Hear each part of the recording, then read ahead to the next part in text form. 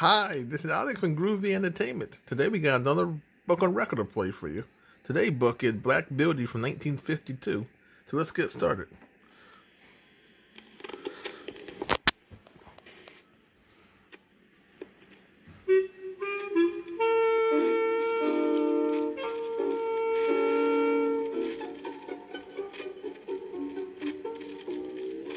Hi there, boys and girls. My name is Jerry Roberts, and I'm going to read you a story called Black Beauty. Now, open your book. The words say, Black Beauty, specially adapted for this book and record. When you hear this sound, you turn the page. Ready? Turn the page. And here we see a picture of a horse. The words say, this is my wonder book, with a place to write your name. The sign says, Anna Sewell's Black Beauty, retold for little children by Marcia Martin. Pictures by George Santos. But let's begin to read the story together. Here we go. Turn the page. Darky was a handsome horse. His shiny black coat was fine and soft. He had one white foot and a pretty white star on his forehead. Darky had lived on a big farm with many other horses ever since he was born. Now he was 4 years old and about to be sold to Squire Gordon, who lived nearby. Turn the page. As Squire Gordon rode Darky home, he could tell that the black horse had been well trained. And Darky could tell by the squire's gentle hand on the reins and the kind way he talked to him that his new master would treat him well. When they reached home, the squire's wife and two little girls, Jessie and Flora, were waiting for them. "Oh, what a beautiful horse," they cried. "Yes," agreed Squire Gordon. "His name is Darky. But he is such a handsome horse, I think he should have another name. Don't you?" "How about Black Beauty?" asked Mrs. Gordon. "Black Beauty," said the squire slowly. "Yes, that is a very good name for him." Turn the page. Black Beauty was happy at Squire Gordon's. There were several other horses, but he soon became the favorite. Not only did the squire like him best, but the two little girls loved the gentle horse. They often came to pet him and to take rides on him. Late one night, Squire Gordon hurried into the stable. "I'm sorry to disturb you at this hour, Joe," the squire said to Joe Green, the boy who took care of the horse, "but Mrs. Gordon is very ill, and I must ride for the doctor." Turn the page. Quickly, Joe saddled Black Beauty, and Squire Gordon galloped away. Black Beauty knew that something was wrong, and that his master was in a great hurry. The horse ran as fast as he could. When Squire Gordon reached the doctor's house, it was 3 a.m. He rapped loudly at the door. "Will you please come at once?" Squire Gordon begged the doctor.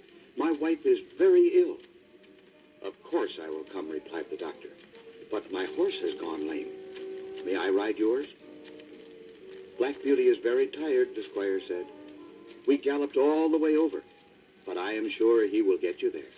Take him, and I will walk." The doctor dressed quickly, climbed up on Black Beauty, and away they went. The doctor was much heavier than Squire Gordon, and not nearly so good a rider. But Black Beauty, even though he was almost exhausted, ran as fast as he could. It was beginning to grow light when they arrived home, and the doctor went to the house. Turn the page. Little Joe Green led Black Beauty back to the stable. The horse's body was soaking wet, and he could hardly stand.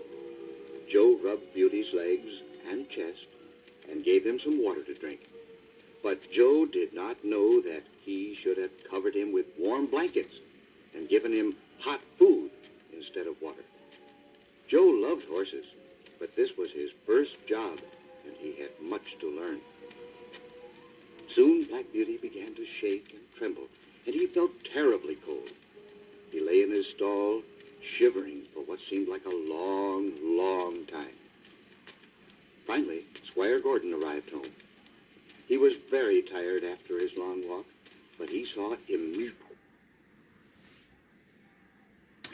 what had happened.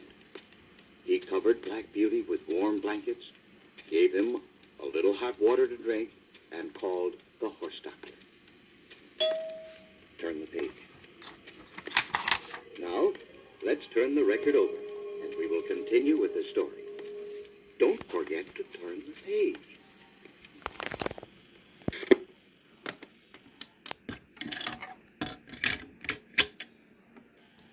Inside.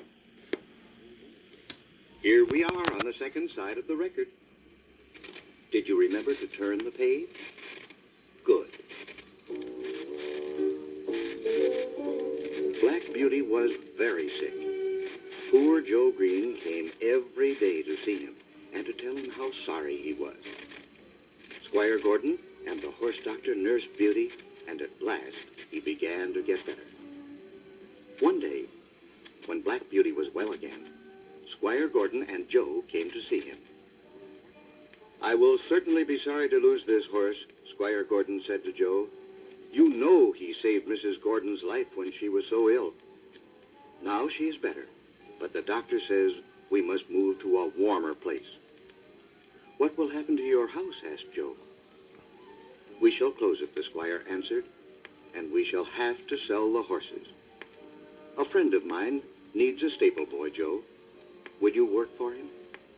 Joe nodded and walked out of the stable sadly with his master. Turn the page. Not long after this, the squire, Mrs. Gordon, and the two little girls came down to the field to say goodbye.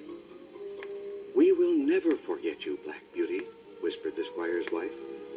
The horse lowered his head, and the two children patted him gently for the last time. After he left the Gordons, Black Beauty had many masters. Finally, he was bought by a man who used him to pull a cab. The cab carried people and their heavy bags and trunks from the railroad station to their homes. Beauty was outside in all kinds of weather. Even when it was freezing cold or snowing hard, he had to pull the cab over the slippery streets. And though he was often tired and hungry, he always did his best. Turn the page. But finally, he became too weak to work at all, and his master took him to a horse sale to be sold. Many people looked at Black Beauty, but no one wanted to buy a horse that looked so old and tired and thin. At last, a tall man with a mustache saw him. The man looked at him carefully. "I once knew a horse that looked like him. What is his name?" the man asked. "Black Beauty is his name," answered the owner, "and I will sell him cheap because he's too old to work any longer." "I knew he must be Black Beauty," the man exclaimed. "Oh, Beauty, don't you remember me?" Turn the page. "I'm Joe Green, the stable boy who made you so ill many years ago." Beauty didn't recognize him because Joe was a grown man now, but the horse was very glad to find a friend. Joe bought him from the cab driver and led Beauty to his new home. When they reached the house, two women came down the steps and looked at the black horse. "Why, it's Black Beauty," they cried as they flung their arms about the horse's neck. "Do you remember us, Beauty?" asked Miss Flora. "You're back at Squire Gordon's, and we're the same little girls, grown up now, who used to take rides on you many years ago." Turn the page. "I've never forgotten you, Beauty," said Joe. "And you taught me a lesson I've never forgotten either."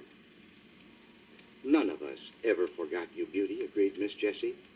"And we'll never, never sell you again." Black Beauty was with his old friends once more and would never have to leave again the fields he loved so much. Black Beauty, what a beautiful horse. Turn the page. The sign says, Black Beauty.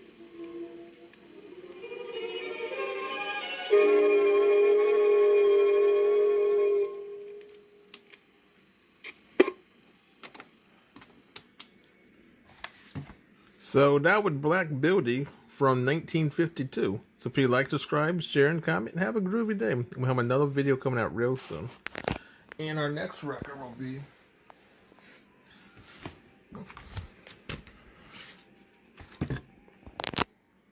Joseph and His Brothers.